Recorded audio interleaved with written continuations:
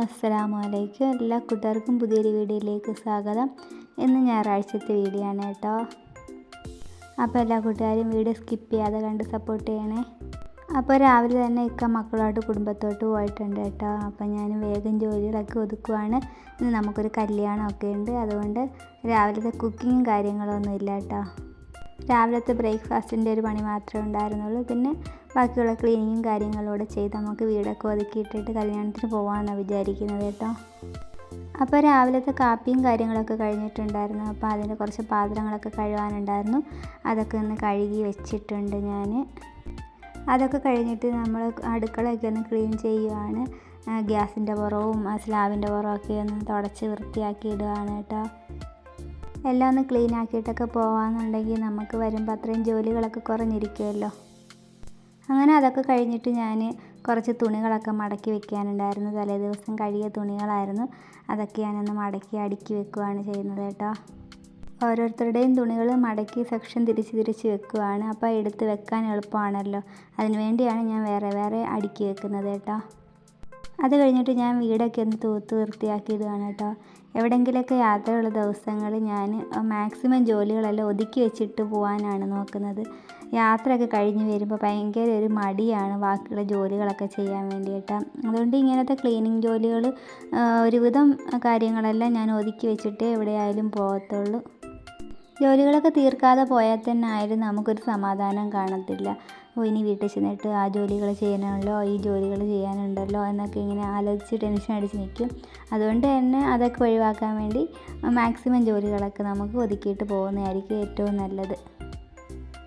അപ്പോഴേക്ക് ഇക്കായും മക്കളൊക്കെ വന്നിട്ടുണ്ടായിരുന്നു. പിന്നെ ഞങ്ങൾ കുളിച്ചൊക്കെ റെഡിയായി ഡ്രസ്സൊക്കെ മാറിയിട്ട് ഞങ്ങൾ കല്യാണത്തിന് പോകാൻ വേണ്ടി പോവുകയാണ് കേട്ടോ. അങ്ങനെ കല്യാണത്തിന് പോകാൻ വേണ്ടി ഇറങ്ങിയിട്ടുണ്ട്.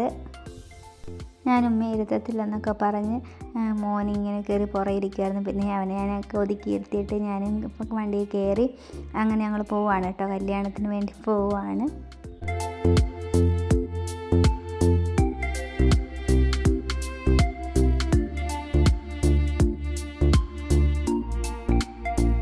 അങ്ങനെ ഞങ്ങൾ ഓഡിറ്റോറിയത്തിലെത്തി. പിന്നെ അവിടെ നിന്ന് തണുത്ത തണ്ണിമത്തൻ്റെ ജ്യൂസ് ഉണ്ടായിരുന്നു, അതൊക്കെ കുടിച്ച് കല്യാണമൊക്കെ കണ്ട് എന്നിട്ട് ഞങ്ങൾ ഫുഡ് കഴിക്കുകയാണ്.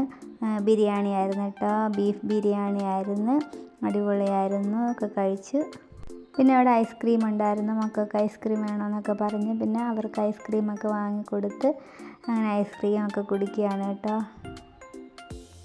അങ്ങനെ മക്കൾ ഐസ്ക്രീമൊക്കെ കുടിക്കുന്ന സമയത്ത് അവിടെ ഒരു മരത്തിന് ചവിട്ടി കുറച്ച് നേരം ഞങ്ങൾ ഇരുന്ന് കേട്ടോ. അതൊക്കെ കഴിഞ്ഞിട്ട് അവിടെ പഞ്ഞിമുട്ടായി കൊടുക്കുന്നുണ്ടായിരുന്നു. അങ്ങനെ മോനൊരു പഞ്ഞിമുട്ടായിയൊക്കെ വാങ്ങിക്കൊടുത്ത് അവനത് അവിടെ ഇരുന്ന് കഴിക്കുകയാണ് കേട്ടോ. അവനത് നല്ല ഇഷ്ടമായി. പിന്നെ അവിടെ നിൽക്കുക ഒരു ചായ വാങ്ങി കുടിച്ചു. എന്നിട്ട് ഞങ്ങൾ വീട്ടിൽ പോയിരുന്നു കേട്ടോ.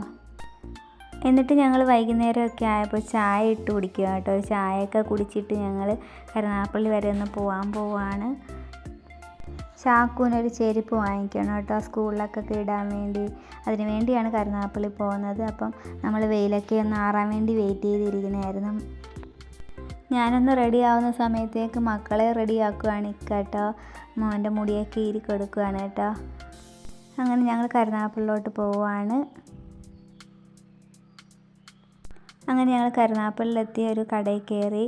കുറേ ചെരുപ്പുകളൊക്കെ ഉണ്ടായിരുന്നു. അവന് കുറേ ചെരുപ്പുകളൊക്കെ എടുത്തിട്ട് നോക്കി, ഒന്നും ഇഷ്ടപ്പെട്ടില്ല. പിന്നെ എന്തായാലും ഒരു ചെരുപ്പിട്ട് അത് റെഡിയായി. അത് മതി എന്നൊക്കെ പറഞ്ഞ് അങ്ങനെ ആ ചെരുപ്പൊക്കെ ഞങ്ങൾ വാങ്ങിച്ച്